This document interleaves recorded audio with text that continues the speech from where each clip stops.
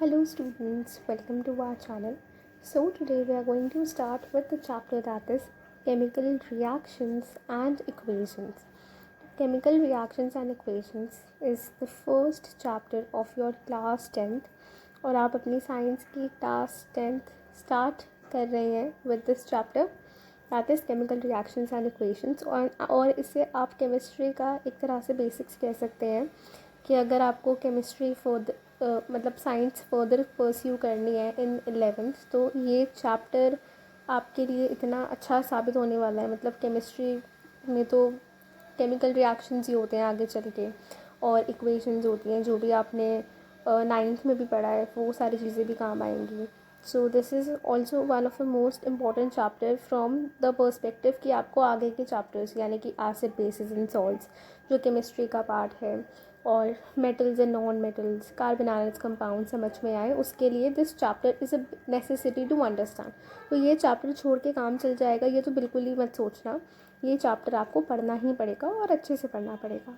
तो सबसे पहले तो आपकी साइंस की बुक का पहला पढ़ना स्टार्ट होता है और मतलब चैप्टर वाइज अगर मैं देखूँ तो सबसे पहले एक यहाँ पे कोटेशन दिया हुआ है that is facts are not science as the dictionary is not literature. तो जैसे हम कहते हैं कि हमें काफ़ी सारे फैक्ट्स पता होते हैं तो हमें बहुत ज़्यादा साइंटिफिक नॉलेज है, तो ऐसा कुछ नहीं है क्योंकि जो डिक्शनरी के वर्ड्स होते हैं वो लिटरेचर में होती है। लिटरेचर मतलब जो भी प्रोज सेक्शन होता है आपका। समझ आया तो अच्छी बात है, नहीं आया तो कोई बात नहीं, छोड़ो। केमिकल रिएक्शंस एंड इक्वेशन, सबसे पहले चैप्टर का नाम समझते हैं। साइंस में अगर आप चैप्टर का नाम समझ लेते हो तो आपको एक ओवरव्यू मिल जाता है कि पूरे चैप्टर में आपको क्या क्या पढ़ना है। तो केमिकल रिएक्शंस क्या होते हैं, किस किस तरह के होते हैं, उनकी क्या टाइप्स हैं, और केमिकल इक्वेशंस कि हम उन रिएक्शंस को एक इक्वेशन की तरह कैसे लिखते हैं। इक्वेशन आपने 9th में पढ़ी होगी, जैसे आप पॉलिनोमियल्स आपने पढ़ा होगा तो आप बहुत सारे इक्वेशंस पढ़ते हैं। वेरिएबल इक्वेशंस आपने पढ़ी होगी, जब आपने इनिशियली अलजेब्रा पढ़ा होगा तो आपने एक्स वाई जेड जो हैं जितने भी हमारे अल्फ़ाबेटिकल ऑर्डर्स होते हैं वो मैथ्स में हमारे अल्फ़ाबेट्स होते हैं, वो मैथ्स में अलजेब्रा होते हैं।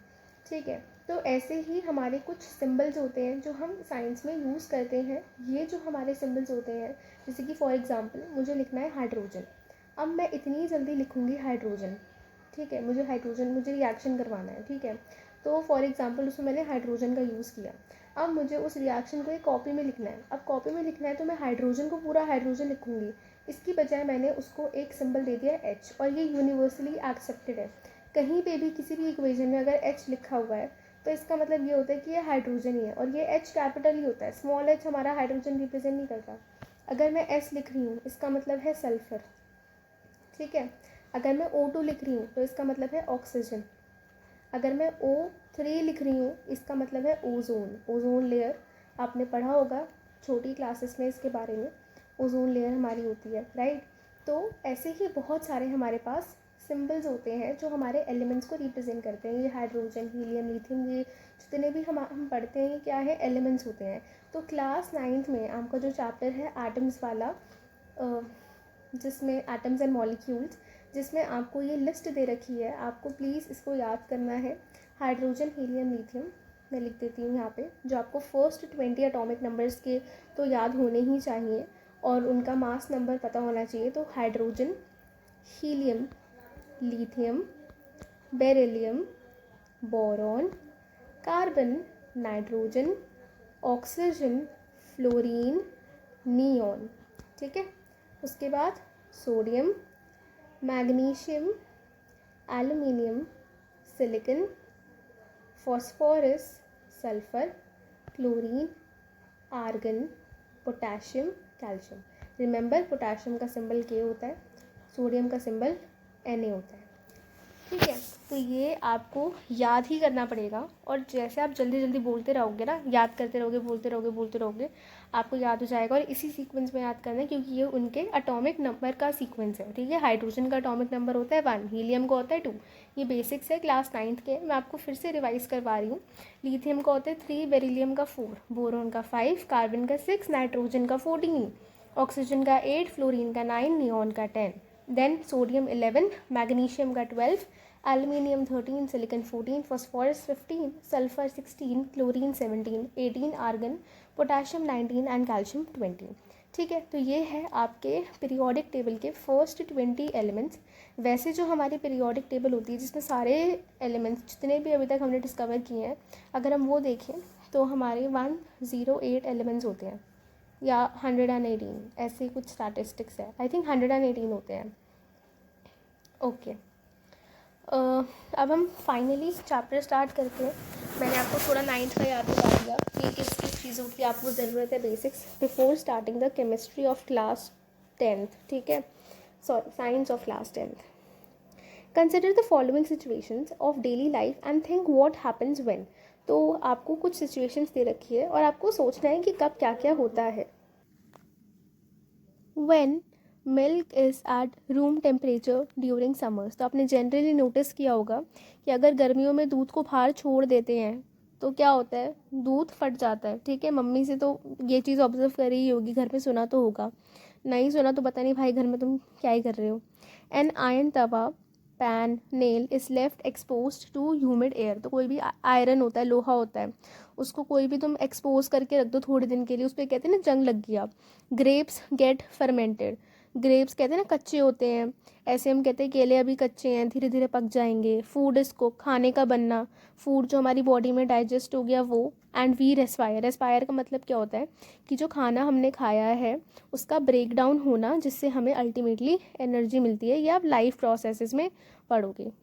ठीक है, ये आपका चैप्टर नंबर 6 है साइंस का ही। Okay, in the above situations the nature and the identity of the initial substance have somewhat changed। जो भी हमारा इनिशियल सब्सटेंस था, इनिशियल सब्सटेंस मतलब जो हमारा स्टार्टिंग का सब्सटेंस था, स्टार्टिंग की जो चीज़ थी उसका नेचर या उसकी आइडेंटिटी बदल जाती है। जैसे कि दूध फट जाता है तो एक तरह से वो अलग अलग कॉम्पोनेंट्स में हो जाता है। मिल्क जो है, जो एक लिक्विड होता है, वो फिर आपका पानी अलग और जो उसका सॉलिड पार्ट बनता है वो अलग हो जाता है। जब लोहा जो है उसके ऊपर हम कहते हैं रस्टिंग हो गई, मतलब जंग लग गया। उसका क्या मतलब है कि पहले जब जंग नहीं लगा था तो एक ऑरेंजिश रेडिश ब्राउन सी अपीयरेंस थी, वो उसके ऊपर नहीं थी। पर जंग लगने के बाद वो रेडिश ब्राउन अपीयरेंस जो है वो उस नेल के ऊपर, मतलब जो भी लोहे का वो जो सब्सटेंस है, चाहे वो कोई नेल हो, चाहे वो तवा हो, चाहे वो पैन हो, उसके ऊपर वो लग जाता है। We have already learned about physical and chemical changes of matter in our previous classes. Matter मतलब कि जो हमारे वैसे तो हम 3 स्टेट्स ऑफ मैटर कंसिडर करते हैं, बट वैसे 5 होते हैं। बट मेन जो 3 स्टेट्स ऑफ मैटर है वो क्या है, सॉलिड, लिक्विड और गैस। इनका फिजिकल और केमिकल चेंजेस जो है ये आप क्लास 9th में पढ़ चुके हो। When ever a chemical change occurs, जब भी एक केमिकल चेंज होता है हम कहते हैं केमिकल रिएक्शन हुआ है। तो जब केमिकल चेंज होता है हम कहते हैं केमिकल रिएक्शन हुआ है। जो लाइंस मैं अंडरलाइन कर रही हूँ वो लाइंस आपकी इंपॉर्टेंट है, जो आपको एक बार पेपर से पहले ज़रूर पढ़नी चाहिए। जब आप एनसीईआरटी पढ़ो तो वैसे तो आपको पूरी पढ़नी चाहिए, पर अगर आप जल्दबाजी में पढ़ रहे हो तो इन लाइन पे आपको ज़रूर ध्यान देना चाहिए। You may perhaps be wondering as to what is actually meant by a chemical reaction। आप सोच रहे हो कि chemical reaction क्या होगा। How do we come to know that a chemical reaction has taken place। हमें कैसे पता है chemical reaction हुआ है। तो कैसे हुआ है, जब भी कोई chemical change होता है तो chemical reaction होता है। ठीक है, let us perform some activities to find the answer of these questions. अब एक एक्टिविटी है। एक्टिविटी क्या है, clean a magnesium ribbon about 3 to 4 centimeter by rubbing it with a sandpaper। तो मैग्नीशियम जो है उसका रिबन आपको लेना है, मतलब एक तरह से मैग्नीशियम की शीट लेनी है। तो आपके पास क्या है, मैग्नीशियम है। मैग्नीशियम का क्या सिंबल होता है, Mg। ठीक है, hold it with a pair of tongs. Pair of tongs मतलब ये देखो, इन्होंने यहाँ पे इसको पकड़ के रखा हुआ है, इसको इन्होंने टोंग्स का है। ठीक है, इसको पकड़ना है, ये आपका जो है स्ट्रक्चर, इसको इन्होंने मैग्नीशियम की स्ट्रिप कहा है। ठीक है, burnt it using spirit lamp और बर्नर। ठीक है, तो स्पिरिट लैम्प क्या होता है, ये देखो, ये जो स्ट्रक्चर होता है इसको कहते हैं स्पिरिट लैम्प। यहाँ पे देखो, यहाँ से आग निकलती है। ठीक है,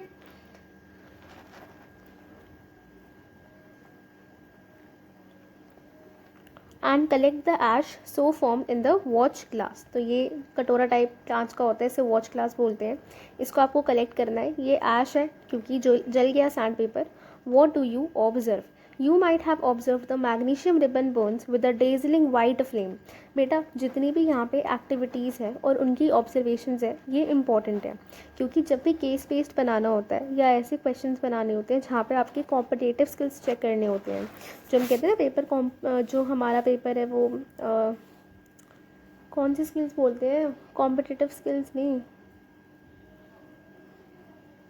अभी मुझे याद नहीं आ रहा टर्म, याद आएगा तो बताती हूँ, ठीक है, पर तुम समझ तो रहे होगे ना। तो यू माइट हैव, तो वो आपको ना उसमें बहुत ज़्यादा हेल्पफुल रहेगा, ठीक है। तो यहाँ पे देखो ये एक्टिविटी क्या थी कि हमने मैग्नीशियम है, ठीक है, मैग्नीशियम को बर्न किया है। अब याद रखो बेटा, जब भी हम किसी चीज़ को बर्न करते हैं, बर्न करने का मतलब होता है कि हम उसका रिएक्शन करवा रहे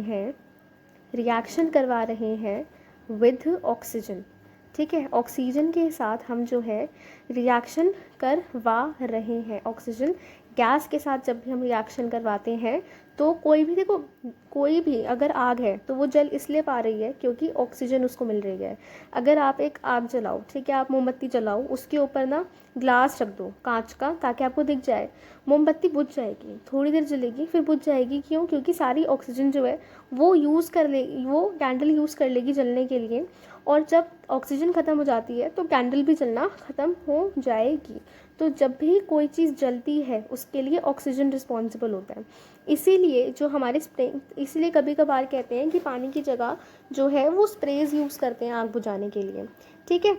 तो जब भी हम बर्न करते हैं इसका मतलब हम ऑक्सीजन करते हैं।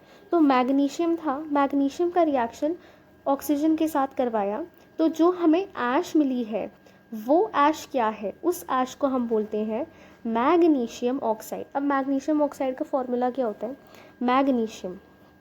मैग्नीशियम देखो मुझे पता है मैग्नीशियम होता है बट मैं मैग्नीशियम ही बोलूँगी, ठीक है। मैग्नीशियम और ऑक्सीजन, ठीक है, ऑक्सीजन O2 होता है, मैग्नीशियम की वैलेंसी भी +2 होती है। ऑक्सीजन की वैलेंसी कितनी होती है अगर मैं कहूँ तो? ऑक्सीजन की वैलेंसी कितनी होती है? ऑक्सीजन का एटॉमिक नंबर है 6, right. Hydrogen, helium, lithium, beryllium, boron, carbon, nitrogen, oxygen, sorry 8, ठीक है 8। तो इसका जो एटॉमिक नंबर होता है वो होता है 2,6। तो वैलेंस शेल में ऑक्टेट कंप्लीट होने के लिए कितने इलेक्ट्रॉन्स चाहिए? 2। तो इसकी वैलेंसी कितनी हो गई? ऑक्सीजन की 2, मैग्नीशियम की वैलेंसी भी 2, ऑक्सीजन की वैलेंसी भी 2, राइट। तो जब दोनों का हम क्रॉस करते हैं तो 2 से 2 cancel, MgO is the formula of magnesium oxide, right. अब देखो ये हो गया मैग्नीशियम ऑक्साइड का फॉर्मूला। तो ये हमारी हो गई एक केमिकल इक्वेशन। क्या हो गई? केमिकल इक्वेशन, ठीक है। अब बेटा एक चीज़ देखो ध्यान से, आपको ये चैप्टर पढ़ने में हो सकता है थोड़ी कॉम्प्लिकेशन आए अगर आपके 9th के ये कॉन्सेप्ट क्लियर नहीं है। मैं कोशिश कर रही हूँ कि मैं जैसे जैसे आगे बढ़ती जाऊँ मैं आपको रिवाइज़ कराती जाऊँ। जैसे मैंने अभी आपको सिखाया कि कैसे हम फार्मूला बनाते हैं तो हम वैलेंसी का यूज़ करते हैं। मैं दोबारा बता देती हूँ कि मैग्नीशियम ऑक्साइड का फार्मूला बना रहे थे, तो मैग्नीशियम और ऑक्साइड, मैग्नीशियम और ऑक्सीजन, ठीक है। तो मैग्नीशियम जो है उसकी वैलेंसी 2, ऑक्सीजन की वैलेंसी 2, एक दूसरे की वैलेंसी का क्रॉस कर दो, मतलब कि ऑक्सीजन की वैलेंसी मैग्नीशियम को दे दो, मैग्नीशियम की वैलेंसी ऑक्सीजन को दे दो। सिंस इन दोनों का नंबर सेम है तो ये कैंसिल हो जाता है, इसलिए हमारा मैग्नीशियम ऑक्साइड जो है वो MgO होता है, ठीक है। आगे जहाँ पे कैंसिल नहीं हो रहा होगा वहाँ पे भी मैं आपको बताऊँगी कि कैसे होता है, ठीक है। तो अभी आपको याद रखना है ये चीज़।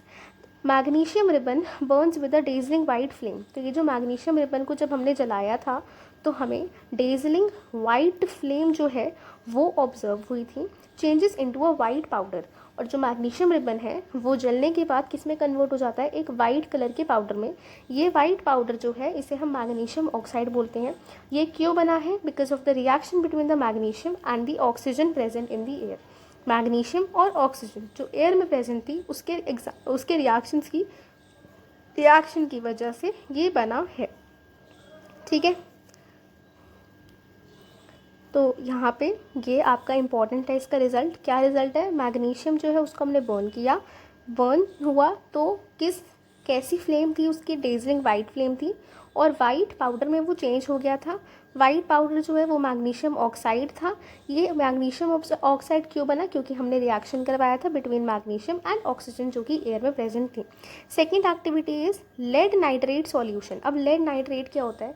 देखो बेटा, जो जो हम एलिमेंट्स यूज़ करेंगे ना मोस्ट कॉमनली, जैसे कि अब इसमें लेड नाइट्रेट है तो मैं आपको लेड नाइट्रेट का फॉर्मूला बता दूंगी, पढ़ते पढ़ते आपको फॉर्मूला खुद याद हो जाएगा, उसकी वैलेंसी खुद याद हो जाएगी, आपको उसके एटॉमिक नंबर लेड का आपको पता हो चाहे ना पता हो, उसकी आपको कोई ज़रूरत नहीं है, वैलेंसी आप याद हो जाएगी आपको, मैं आपको बता रही हूँ, आप प्रैक्टिस करोगे तो हो जाएगी। LEAD जो है ये होता है लेड। प्लीज़ बेटा ये जो पेंसिल के अंदर लिड होती है इसको उससे एसोसिएट मत करना, ये वो नहीं होता, ये लेड होता है, ठीक है। जो पेंसिल की लिड के अंदर जिससे हम लिखते हैं वो ग्रेफाइट होता है, ठीक है। ग्रेफाइट अलग चीज़ है, कार्बन का एक कंपोनेंट है, आप उसको साइड हटा दो, पर आप इस लेड को लिड से प्लीज़ पेंसिल की लिड से कंसिडर मत करना कि जो पेंसिल शार्प करते हैं और जो लिड बनती है वो उसको लेड कह रहे हो, नहीं, ये वो लेड नहीं है, ये लेड एक एलिमेंट है, ठीक है। अब ये जो लेड एलिमेंट है ना, लेड, इसका सिंबल होता है कैपिटल P स्मॉल p, ठीक है। तो PB is the symbol of lead और इसकी जो वैलेंसी है वो होती है 2।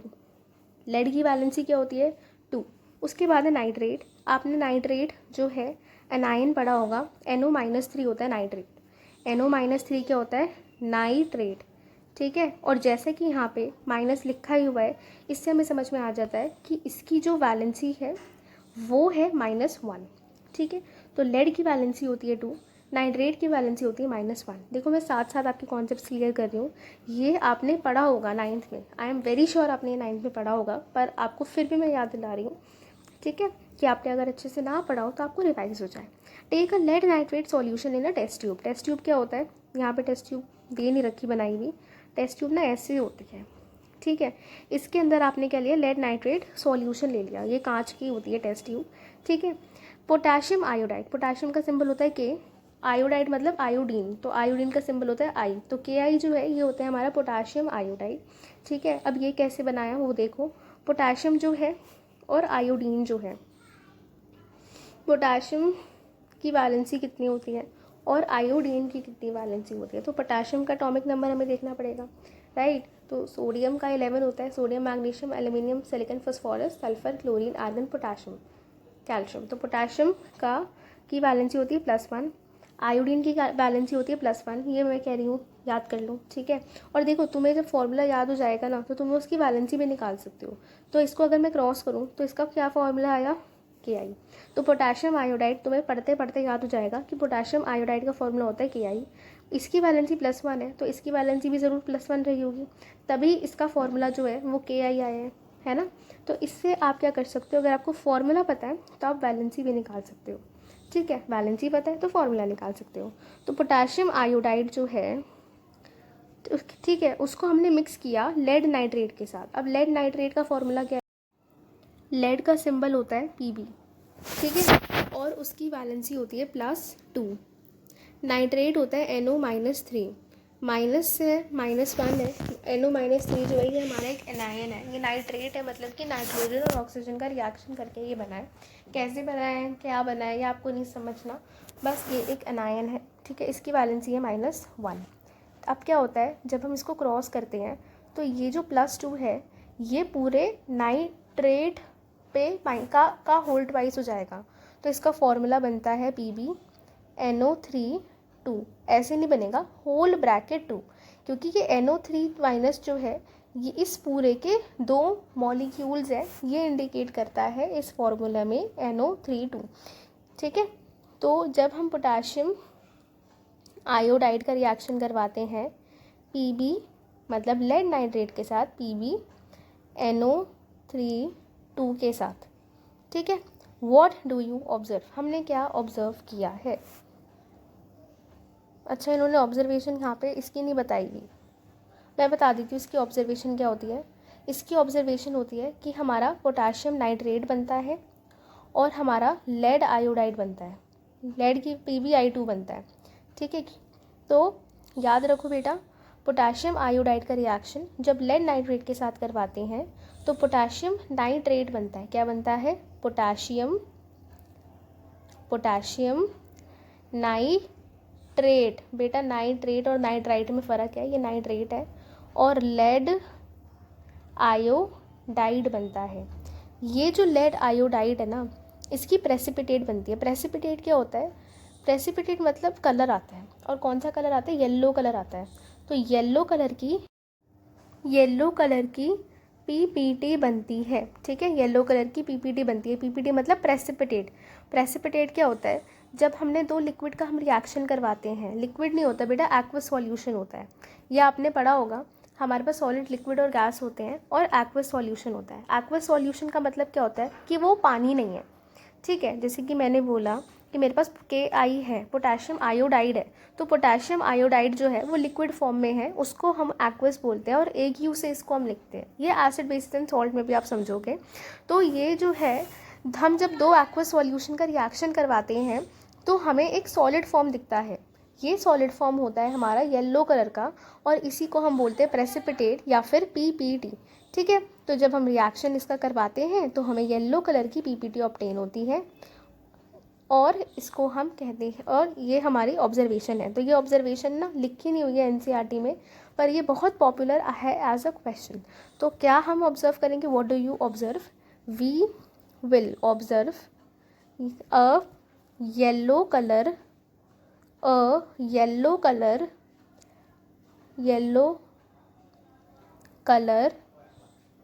येलो कलर प्रेसिपिटेट ऑफ, अब किसकी प्रेसिपिटेट है, लेड आयोडाइड, ठीक है, किसकी प्रेसिपिटेट है, लेड आयोडाइड की प्रेसिपिटेट है। मतलब उल्टा हो गया। उल्टा कैसे हो गया कि जो KI था, हमने जो हमारा KI था और हमने लेड नाइट्रेट के साथ रिएक्शन करवाया था, तो हमारा पोटेशियम नाइट्रेट बन गया और लेड आयोडाइड बन गया, ठीक है। इसको मैं छोटा कर देती हूँ ताकि हम फर्दर अपना काम कर सकें। सिलेक्ट ही नहीं हो रहा है, तो बड़ा प्रॉब्लमेटिक हो रहा है। मेन प्रेसिपिटेट का भी सिलेक्ट नहीं हो रहा, शायद अब हो जाए। और छोटा, अब तो दिख ही नहीं रहा। आई थिंक अब ठीक है,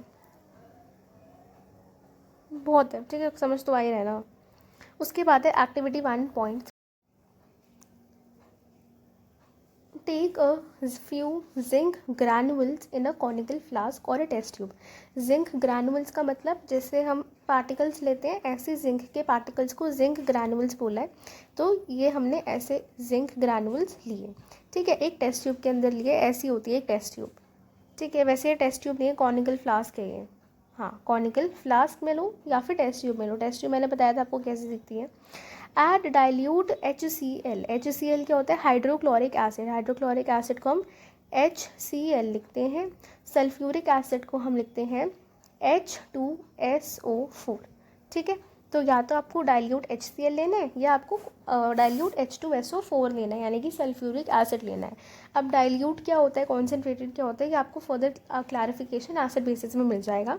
हैंडल एसिड विद केयर, ठीक है। तो हमने इसके अंदर क्या किया, हमने डाइल्यूट सल्फ्यूरिक एसिड डाल दिया, जो येलो कलर का आपको दिख रहा है, ठीक है। Do you observe anything happening around the zinc granules, touch the conical flask, is there any change in temperature. तो चेंज इन टेम्परेचर होगा, टेम्परेचर थोड़ा बढ़ जाएगा, ठीक है। और होता क्या है, जब हम जिंक ग्रैन्यूल्स हैं, ठीक है, जिंक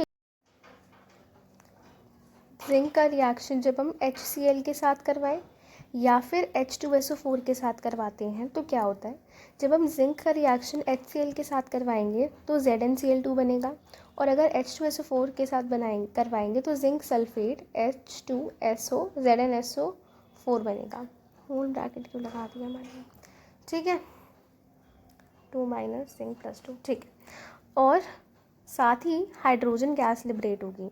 तो हाइड्रोजन गैस लिबरेट होगी तो हमें ये देखो, हाइड्रोजन गैस के बबल्स जो हैं ये देखने को मिलेंगे, ठीक है। तो ये है ऑब्जर्वेशन हमारे जो थर्ड है उसके, कि हमें hydrogen gas will be liberated और टेम्परेचर विल इंक्रीज। और क्या ऑब्जर्वेशन है हमारी, hydrogen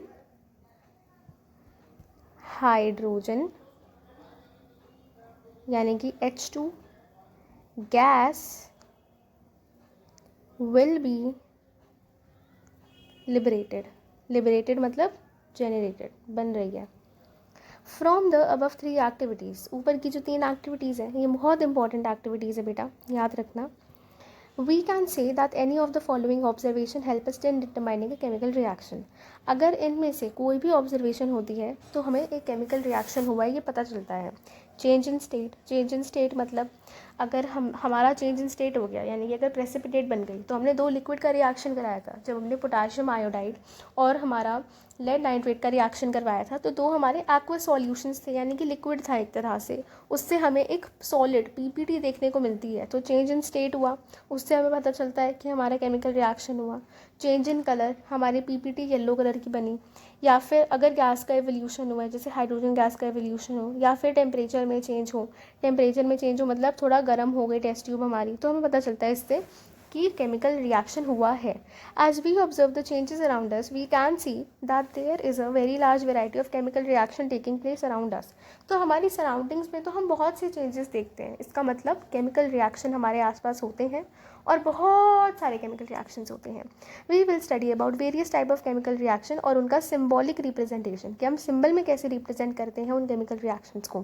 chemical equations the first topic of the chapter. पर ये 3 एक्टिविटीज़ भी कुछ कम नहीं है बेटा, ये भी बहुत इंपॉर्टेंट है. हाँ, ये आप अंडरलाइन कर लो. क्या कि हमें कैसे पता चलेगा कि केमिकल रिएक्शन हुआ है या नहीं हुआ है.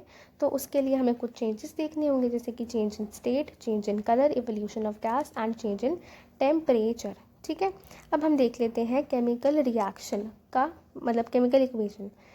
Activity 1.1 can be described when a magnesium ribbon, जब हमने क्या किया, magnesium ribbon is burned in oxygen में, यानी कि एयर में हमने उसे बर्न किया. It gets converted into magnesium oxide, वो मैग्नीशियम ऑक्साइड में कन्वर्ट हो गई. There is a description of a chemical reaction, एक केमिकल रिएक्शन का डिस्क्रिप्शन होता है in a sentence form is very long, वो लॉन्ग होता है. It can be written in the shortest form. The simplest form is to do it in word equation. तो अगर हम इसको सेंटेंस में लिख रहे हैं कि when magnesium ribbon is burned in oxygen it gets converted into magnesium oxide, तो ये बड़ा है, टाइम कंज्यूमिंग है. इससे छोटा हमें तरीका मिला, हम उसे वर्ड्स में लिखें, तो हमने लिखा मैग्नीशियम प्लस ऑक्सीजन, ये दोनों हमारे रिएक्टेंट्स हैं. रिएक्टेंट्स मतलब जो रिएक्ट कर रहे हैं एक दूसरे के साथ, ये मिलके मैग्नीशियम ऑक्साइड बना रहे हैं, एक नया प्रोडक्ट बना रहे हैं. केमिकल रिएक्शन करके एक नया प्रोडक्ट बना रहे हैं. ठीक है. The substances that undergo reactants in the reaction, magnesium and oxygen are the reactants. The new substance is magnesium oxide formed during the reaction as a product. A word equation shows that change in reactants to products through an arrow displaced between them. तो जब हमारे reactant से product बनता है तो हम एक arrow से उसको इंडिकेट करते हैं कि ये दोनों जो हमारे सब्सटेंसेस हैं,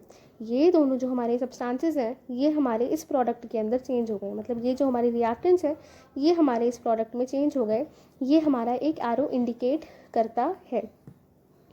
the reactants are written on the left hand side with a plus sign between them. Similarly right hand side पे हम प्लस साइन के बीच में प्रोडक्ट लिखते हैं. जैसे यहाँ पे तो एक ही प्रोडक्ट बनना देता है मैग्नीशियम ऑक्साइड, पर जब हम पोटेशियम आयोडाइड का रिएक्शन लेड नाइट्रेट के साथ करवा रहे थे तो हमें लेड आयोडाइड मिल रहा था. ठीक है, और हमें पोटेशियम नाइट्रेट मिल रहा था.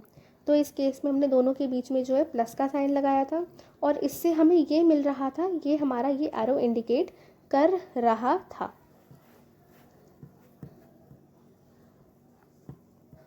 The arrow point towards the product and shows the direction of the reaction. Arrow जो है वो प्रोडक्ट की तरफ होता है और इससे हमें पता चलता है कि रिएक्शन की डायरेक्शन क्या है. रिएक्शन की डायरेक्शन क्या है, मतलब रिएक्टेंट से प्रोडक्ट बन रहा है तो इस डायरेक्शन में बन रहा है, तो इधर रिएक्टेंट है और इधर प्रोडक्ट है. ठीक है.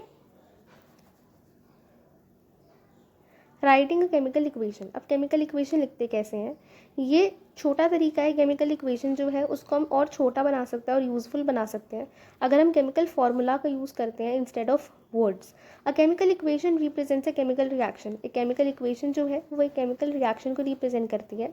जैसे कि हम मैग्नीशियम प्लस O2 से हमें मैग्नीशियम ऑक्साइड मिल गया.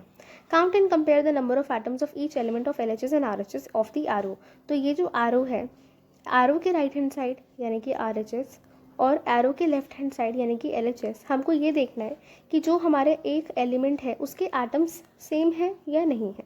चलो देखते हैं. हमारे पास मैग्नीशियम है, ऑक्सीजन है. तो मैग्नीशियम है हमारे पास और ऑक्सीजन है हमारे पास. मैग्नीशियम जो हमारा एलिमेंट तो दोनों ही LHS और RHS जो साइड्स हैं, यानी कि रिएक्टेंट और प्रोडक्ट साइड, वहाँ पे मैग्नीशियम के रिएक्टेंट जो एटम्स हैं वो 1 1 है। जबकि यहाँ देखें तो ऑक्सीजन जो है, ऑक्सीजन हम गैस के फॉर्म में उसका रिएक्शन करवाते हैं और ऑक्सीजन गैस O2 के फॉर्म में एग्जिस्ट करती है। ठीक है, तो यहाँ पे 2 एटम्स हैं ऑक्सीजन के, जबकि प्रोडक्ट में हमारे ऑक्सीजन का सिर्फ एक ही एटम है। तो क्या ये इक्वेशन बैलेंस है? क्या यहाँ पे सेम नंबर ऑफ एटम्स है? नहीं। और हमने जब एक केमिकल रिएक्शन हम कहते हैं, हमने 9th में पढ़ा हुआ है, if yes then the equation is balanced and if not, जैसे कि इस केस में नहीं है, then the equation is unbalanced because their mass is not the same on both the sides of the equation। क्योंकि दोनों ही इक्वेशन की side पे जो है मास उसका सेम नहीं है। कैसे मास सेम नहीं है भाई? यहाँ पे मैग्नीशियम है, यहाँ पे 2 ऑक्सीजन है, जबकि यहाँ पे एक मैग्नीशियम और एक ऑक्सीजन है। तो क्या मास दोनों तरफ सेम है? नहीं। Such a chemical equation is a skeletal equation for a chemical reaction। Equation 1.2 is a skeletal chemical equation for the burning of magnesium. ऐसी इक्वेशन जो बैलेंस नहीं होती है उसको हम स्केलेटल केमिकल इक्वेशन बोलते हैं, और इस केमिकल इक्वेशन को हम बैलेंस करते हैं। बैलेंस करना क्यों ज़रूरी होता है? क्योंकि law of conservation of mass, ये जो आप 9th में पढ़कर आ चुके हो, law of conservation of mass. तो law of conservation of mass क्या कहता है कि जितना मास आपका रिएक्टेंट साइड में होता है, प्रोडक्ट साइड में भी उतना ही मास आपका होता है। जब हम ये केमिकल रिएक्शन करते हैं तो ऐसा ही होता है, पर जब हम उस केमिकल रिएक्शन को लिखते हैं तो हमारा नंबर ऑफ एटम्स जो है वो बैलेंस नहीं हो पाते हैं, तो उनको हमें बैलेंस करना पड़ता है। कभी कभार ऐसा होता है कि उन्हें हमें बैलेंस करना पड़ता है, फिर हम उन्हें बैलेंस करते हैं। सो इन द नेक्स्ट पार्ट, मतलब ये वीडियो वैसे तो बहुत छोटी होनी चाहिए थी क्योंकि आज हमने ज़्यादा पढ़ा नहीं है, बट क्योंकि देखो मैंने आपको 9th की बेसिक्स भी रिवाइज़ करवाए हैं साथ साथ में। ठीक है, जो आपको पीरियोडिक टेबल के 1 to 20 एलिमेंट्स याद होने चाहिए वो बताया है, और तीनों एक्टिविटीज़ को बहुत ही अच्छे से एक्सप्लेन किया है, उनकी ऑब्जर्वेशन भी लिखवाई है जहाँ से पेपर में आने के चांसेस सबसे ज़्यादा होते हैं। ठीक है, केमिकल इक्वेशन का बेसिक समझा दिया कि केमिकल इक्वेशन क्यों ज़रूरी होती है, उसकी क्या नेसेसिटी है, क्यों हमें बैलेंसिंग करनी होती है। ये क्वेश्चन पूछा जाता है क्योंकि एनसीईआरटी में मास वर्ड मेंशन है, तो आपको पता होना चाहिए लॉ ऑफ कंजर्वेशन ऑफ मास जो है वो हमारा फुलफिल। तो रिएक्शन जब होता है तब तो रहता ही है, पर जब हम रिएक्शन की इक्वेशन लिखते हैं तो भी लॉ ऑफ कंजर्वेशन ऑफ मास जो है वो ओबे रहे, उसकी डिसओबे ना हो, इसलिए हम जो है हमारा बैलेंसिंग करना ज़रूरी होता है। और ऐसी इक्वेशन जो हमारी अनबैलेंस्ड होती है, सच ए केमिकल इक्वेशन जो हमारी अनबैलेंस्ड होती है, उसको हम स्केलेटल केमिकल इक्वेशन कहते हैं। ठीक है, बैलेंसिंग जो है वो थोड़ा लंबा जाएगा, तो बैलेंसिंग कैसे करते हैं this we will study in the next part. ठीक है, with this we have completed the part 1 of the chapter, that is chemical reactions and equation। if you have any doubts you can ask me in the comment section। अगर आपको reaction से related कोई doubt है कि ma'am हमें reactions लिखने नहीं आ रहे हैं तो आप मुझे बता दीजिएगा, मैं आपको रिवाइज़ करवा दूँगी, फिर चाहे मुझे एक अलग से क्यों ना वीडियो बनानी हो। ठीक है, मतलब जैसे फार्मूलाज कैसे बनाते हैं, वैलेंसीज क्या क्या होती है, जनरली कंपाउंड्स की जो आपको क्लास 10th में देखने को मिलेंगे, आप उनका यूज़ करोगे। ठीक है, तो उससे रिलेटेड कोई डाउट है तो आप मुझे बता सकते हो। अगर रिएक्शन कैसे लिखते हैं वो समझ में नहीं आ रहा तो वो तो देखो मैं अगले पार्ट में आपको सिखाऊंगी कैसे लिखते हैं। अभी मैंने आपको एक ही रिएक्शन लिखना सिखाया है, वो है ये वाला। बाकी रिएक्शंस मैंने आपको बस बताए थे कि इस तरीके से लिखे जा सकते हैं, बट इतना इंपॉर्टेंट नहीं है, वो आप धीरे धीरे सीख जाओगे। बैलेंसिंग मैं जब करवाऊंगी तो बहुत सारे एग्जाम्पल से प्रैक्टिस करवाऊंगी, डोंट वरी। ठीक है, with this we have completed the part 1। If you have any doubts you can ask me in the comment section. Thank you so much and bye.